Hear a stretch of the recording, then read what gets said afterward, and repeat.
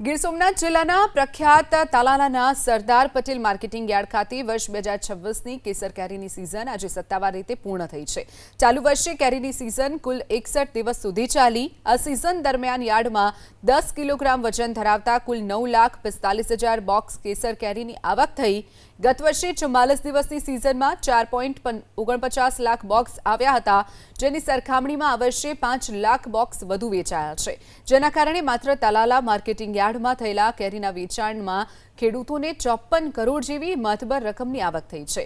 આ સાથે ઓવરઓલ ગીર વિસ્તારમાં માર્કેટિંગ યાર્ડ કરતાં 4 ગણી વધુ કેરી ખેડૂતોએ સીધી પોતાના બગીચાઓમાંથી વેચી।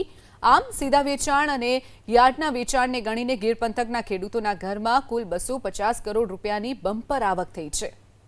ગત વર્ષે 44 દિવસની સિઝનમાં 4.49 લાખ બોક્સ આવ્યા હતા, જેની સરખામણીમાં આ વર્ષે 5 લાખ બોક્સ વધુ વેચાયા છે, જેના કારણે માત્ર તાલાલા માર્કેટિંગ યાર્ડમાં થયેલા કેરીના વેચાણમાં ખેડૂતોને 54 કરોડ જેવી મહત્તબર રકમની આવક થઈ છે।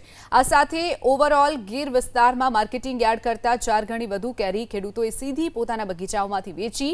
આમ સીધા વેચાણ અને યાર્ડના વેચાણને ગણીને ગીર પંથકના ખેડૂતોના ઘરમાં કુલ 250 કરોડ રૂપિયાની બમ્પર આવક થઈ છે।